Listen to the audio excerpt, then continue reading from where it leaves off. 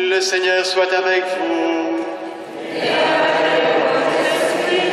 Évangile de Jésus-Christ selon saint Matthieu.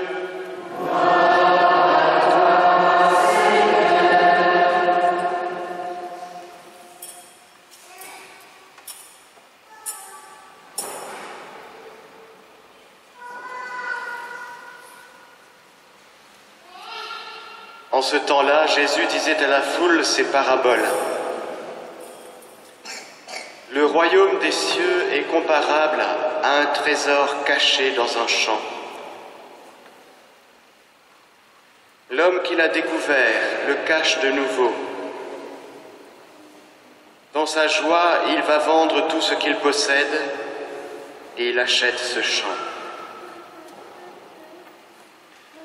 Ou encore, le royaume des cieux est comparable à un négociant qui recherche des perles fines. Ayant trouvé une perle de grande valeur, il va vendre tout ce qu'il possède et il achète la perle. Le royaume des cieux est encore comparable à un filet que l'on jette dans la mer et qui ramène toutes sortes de poissons. Quand il est plein, on le tire sur le rivage, on s'assied, on ramasse dans des paniers ce qui est bon et on rejette ce qui ne vaut rien. Ainsi en sera-t-il à la fin du monde. Les anges sortiront pour séparer les méchants du milieu des justes et les jetteront dans la fournaise.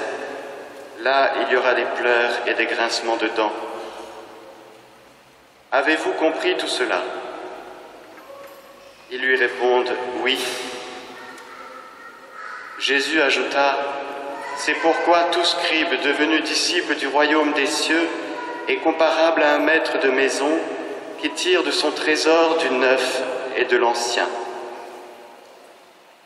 Acclamons la parole de Dieu.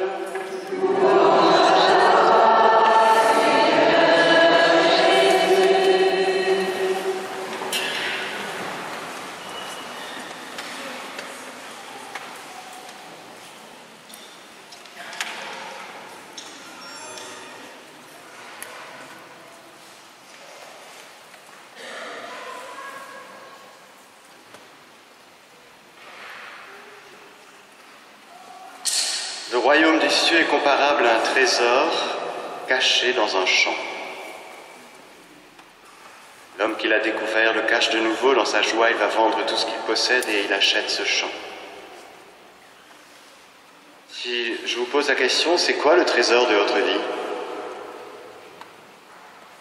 Vous allez me dire, à mes enfants, mon conjoint, mon meilleur ami. Bien, peut-être. C'est tellement important de savoir quel est le trésor de notre vie. Tellement de personnes ne savent pas. Et malheureusement, tellement de chrétiens ne savent pas ce qu'est le trésor de leur vie. Certains cherchent, et le pire, certains ne cherchent même pas. Ils sont endormis. C'est déjà bien de chercher. Celui qui se met en quête d'un trésor, ça montre déjà un dynamisme, ça montre déjà quelque chose. Cette quête chasse au trésor. Ça veut dire qu'on ne peut pas se contenter forcément d'une vie tranquille, mais qu'il y a quelque part en nous, dans notre cœur, cette recherche toujours d'un plus, d'un mieux. On se dit qu'il doit bien y avoir quelque chose dans notre vie qui puisse nous combler, quelles que soient les circonstances, les aléas de notre vie. Il doit bien y avoir quelque chose qui nous rende stables, nous rende fermes, déterminés. Quelque chose qu'on a trouvé et qu'on ne veut plus lâcher. Alors, lorsqu'on découvre que ce quelque chose est quelqu'un, c'est déjà bien. Et que ce quelqu'un s'appelle Jésus, c'est encore mieux. Parce que c'est Jésus qui parle de cette parabole, c'est Jésus qui parle de ce royaume des cieux, royaume de Dieu. Et normalement, lorsque Jésus parle d'un trésor caché dans un champ, normalement, on doit comprendre que c'est lui le trésor. L'homme qu'il a découvert. Frères et sœurs, est-ce que nous avons découvert que le trésor de notre vie, c'est Jésus ?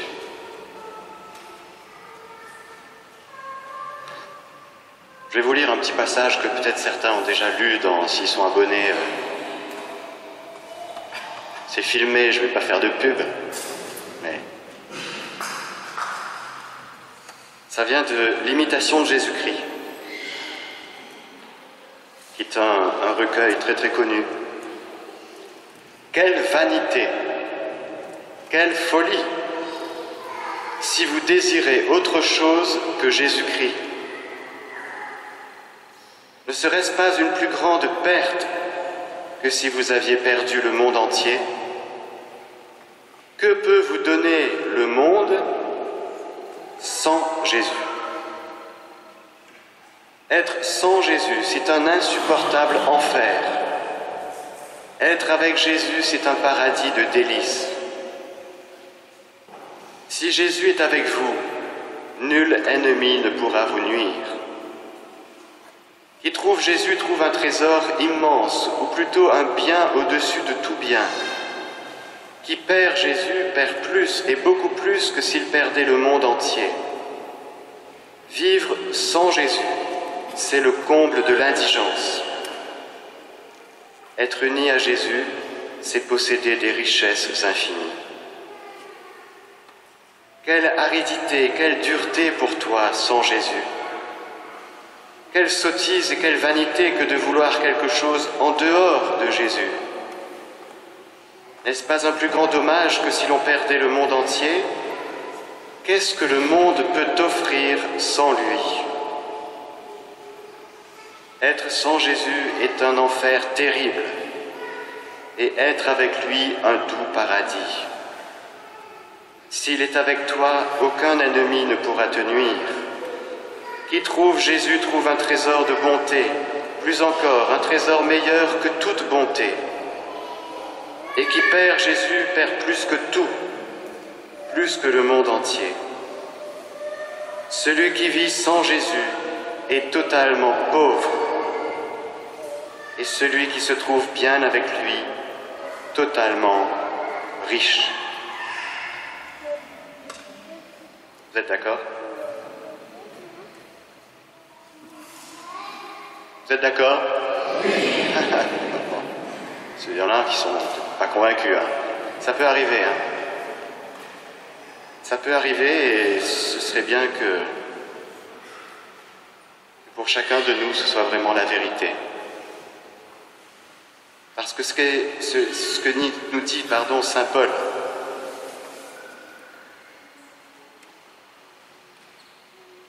ceux qu'il avait d'avance destinés, prédestinés d'avance, il parle de nous, hein. Il les a aussi appelés. Ceux qu'il a appelés, il les a justifiés. Ceux qu'il a justifiés, il leur a donné sa gloire.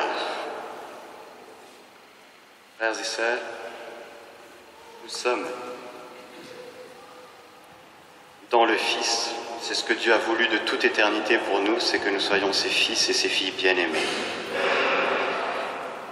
Notre richesse, c'est avec Jésus avoir cet amour que le Père a pour nous, vivre de cet amour que le Père a pour nous. Et Saint Paul ira plus loin juste avant, vous êtes enfants de Dieu, donc héritiers de Dieu, co-héritiers avec le Christ. Nous avons tout.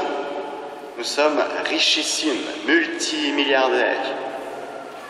Si nous avons Dieu pour Père, si nous avons Jésus pour Sauveur, si nous avons l'Esprit Saint répandu dans notre cœur, si nous avons la Vierge Marie pour mère, si nous avons des frères et sœurs qui nous aiment, c'est le cas, si nous avons tous les sacrements de l'Église, qu'est-ce qu'on veut de plus ?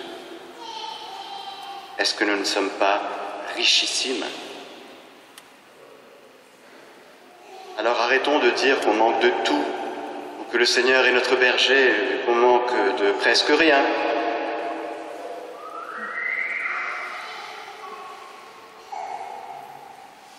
Si nous sommes si riches, si nous sommes richissimes, c'est pour donner.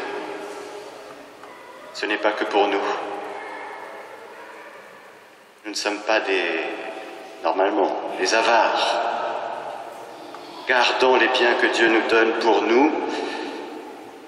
Non, si Dieu nous comble, c'est pour que nous puissions distribuer largement les biens que Dieu nous donne à nos frères et sœurs. Justement à ceux et celles qui ne savent pas encore que Jésus est le trésor de leur vie, qui n'ont pas encore fait cette découverte.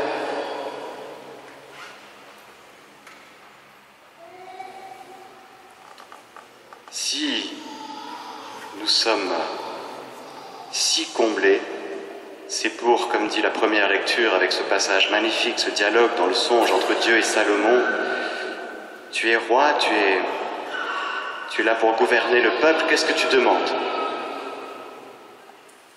Salomon va demander quelque chose pour le peuple, pour qu'il soit un bon roi, pour qu'il puisse discerner le bien et le mal, un cœur sage et attentif.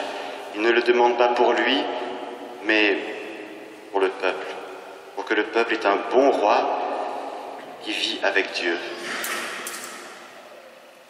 Eh bien nous aussi, on peut dire au Seigneur, Seigneur, tu me combles tellement que je veux que mes frères et sœurs en bénéficient largement. Alors comment faire? Eh bien c'est simple. Il faut tout donner à Jésus. Pour que le Seigneur distribue largement ce que nous lui donnons, il faut tout donner à Jésus. Notre vie tout entière. Nous, parfois, on est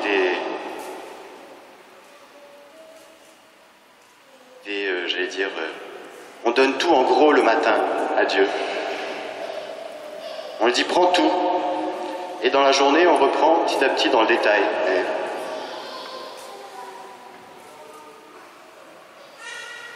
Alors que le matin, on avait tout donné.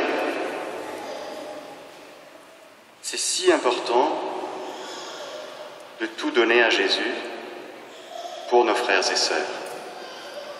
Je vais expliquer un peu. Donner sa vie, c'est bien. Sa personne, son âme, son corps. Mais il faut rentrer un peu dans le détail. Lorsque nous nous donnons à Dieu, il faut donner dans le détail. Et tout est bon pour être donné. Notre passé, on peut le donner à Dieu, notre passé. Combien de fois on vit dans notre passé? Des albums photos qui nous font vivre dans le passé, dans la mélancolie, dans la nostalgie, ou dans des regrets, des remords, des culpabilités qu'on traîne comme des boulets. Pourquoi? Parce qu'on n'a pas donné ça à Jésus encore. Ou si on a donné, on a repris. Est-ce qu'on a donné notre passé à Jésus? Une bonne fois pour toutes. En disant, Seigneur, de ma conception jusqu'à maintenant, je plonge tout dans ta miséricorde. Et je te remercie de tout. Je te remercie pour mon passé. Oui, oui, oui.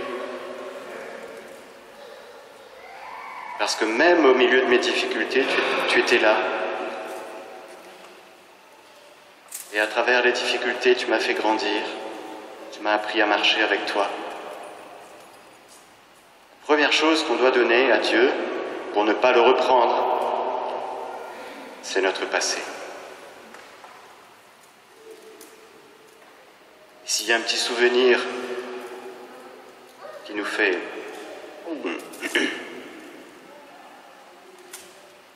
qui nous fait chanceler, eh ben c'est juste une petite alarme qui dit tiens, c'est le moment que tu redonnes à nouveau ton passé. Pareil pour l'avenir. L'avenir, notre avenir, bon, on peut être inquiet pour notre avenir.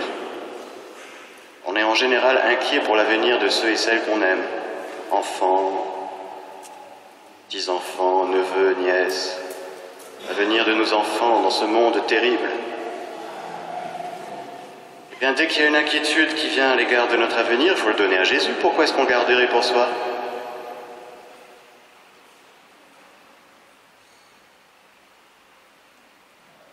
Fois par jour, 15 fois par jour, 100 fois par jour, matin, midi et soir, pendant les repas, ou avant, ou après. C'est tellement important de ne pas garder ces choses qui sont des richesses pour nous, mais de les donner à Jésus pour d'autres. Parce qu'il y a plein de personnes en ce moment qui attendent l'offrande de notre vie. Et nous, on se dit, ben voilà, il faut être en forme, il faut être impeccable, il faut être en bonne santé, physique, psychique, spirituelle, pour se donner à Dieu. Pas du tout. On peut se donner à Dieu dans n'importe quel état dans lequel nous soyons. Une maladie physique. Pourquoi est-ce qu'on vit avec ça tout seul ?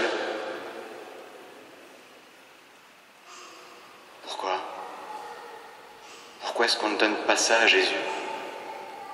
Pour d'autres qui vivent la même maladie, mais qui ne connaissent pas ce trésor caché dans le champ, parce qu'ils sont dans le découragement, dans la désespérance.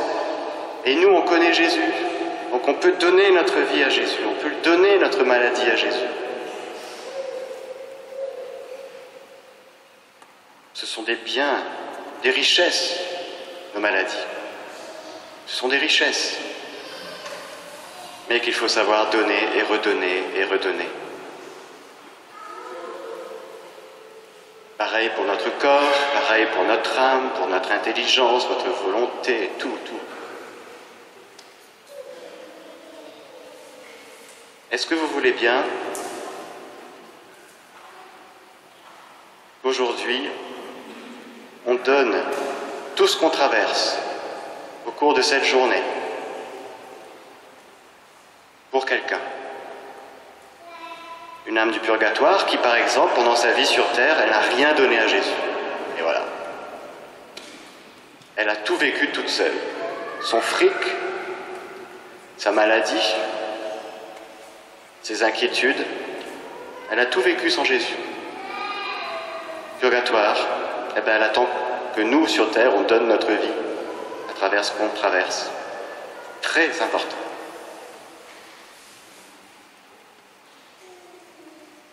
Il y a plein d'âmes du purgatoire aujourd'hui qui attendent qu'on offre tout dans le détail. Une inquiétude pour l'avenir ?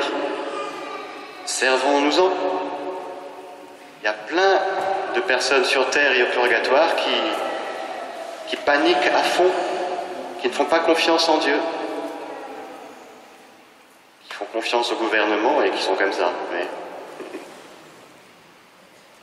qui ne savent pas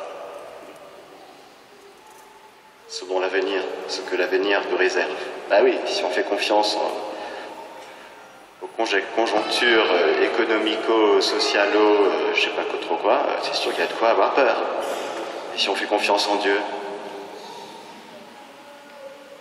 je vois pas pourquoi on s'inquiéterait pour demain si Dieu est notre Père, si Jésus est notre Sauveur, si depuis notre conception jusqu'à maintenant, Dieu a pris soin de nous, pourquoi est-ce qu'il ne prendrait pas soin de nous demain ? Et les épreuves nous aideront à grandir. Et on peut multiplier comme ça les exemples et les détails. Il faut qu'on soit intelligent pour le royaume. C'est de l'ordre de l'intelligence de trouver le trésor.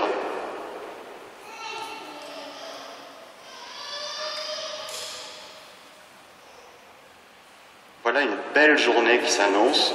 une belle vie pour nous, parce que nous sommes richissimes et nous pouvons faire bénéficier de toute cette richesse que nous avons à nos frères et sœurs qui sont pauvres parce qu'ils n'ont pas Jésus et qui vivent en enfer parce qu'ils n'ont pas Jésus. Ils sont démunis, mais nous avons tout. Et encore une fois, ce n'est pas que pour nous. On n'a pas Jésus dans notre vie pour notre bien-être personnel, pas du tout. On a Jésus dans notre vie pour apprendre à avoir la même vie que lui. C'est pas pareil. Frères et sœurs, le royaume des cieux est comparable à un filet qu'on jette dans la mer et qui ramène toutes sortes de poissons. Plein de poissons. Qui attendent qu'on jette le filet. On jette notre vie en Dieu, pour eux.